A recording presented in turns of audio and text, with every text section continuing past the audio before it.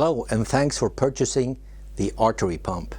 With this little video I will teach you a few tips and tricks on how to operate this special effects apparatus and what not to do.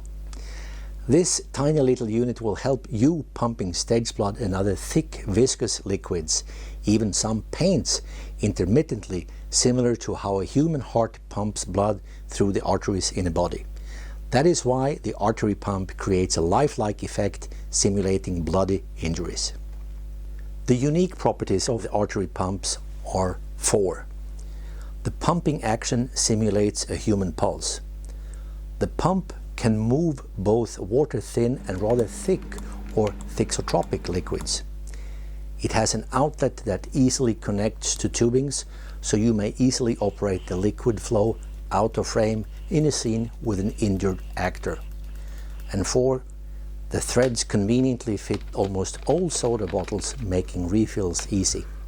Finally, it's also equipped with a removable inlet tube that also has a small filter in the end to protect the mechanism from sand and similar abrasive particles.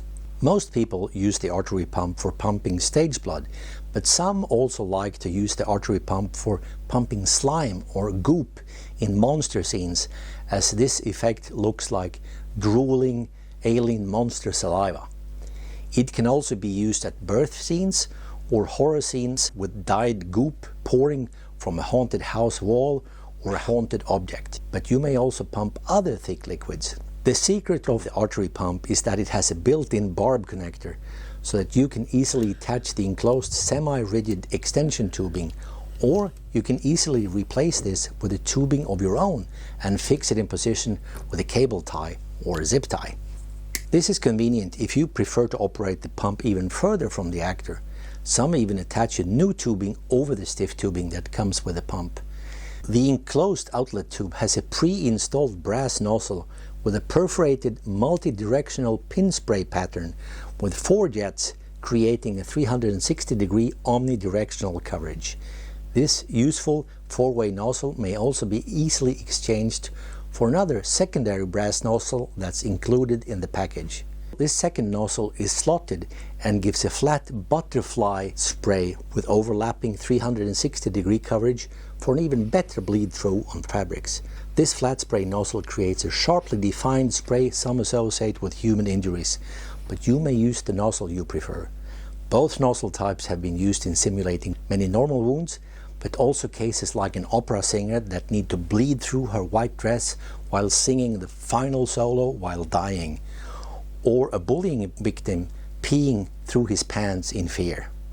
The final nozzle included in this kit is the air squib nozzle.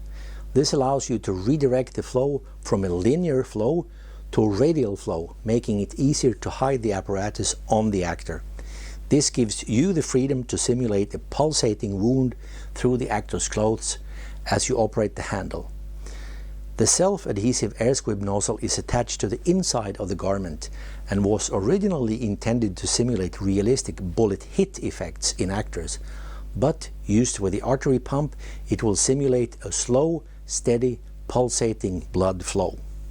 As a final idea on nozzles, it's an easy matter to create your own versions simply by using a soft metal tube from aluminum, brass or copper and cutting it to a short length and sculpting the outer end by compressing it with a pair of pliers, etc. This way you can shape the jet just the way you prefer. It's always tricky to draw thick liquids through thin tubings like this, and for the Artery Pump I therefore recommend that you prime the pump before using thick liquids in it. Priming the pump is simply done by pumping plain water through the pump, and when the water is expelled through the outlet, when the pump is full, simply move the inlet tube from the water to the vessel with a thicker liquid in. Now this should be drawn into the pump following the water as you keep operating the trigger, finally pumping the thick liquid through the outlet.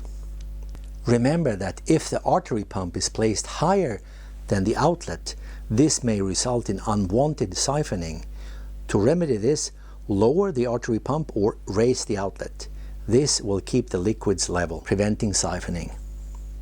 If you desire to simulate the blood flow of an injured person, start off by pumping rapidly, resulting in a quickly pulsating blood flow.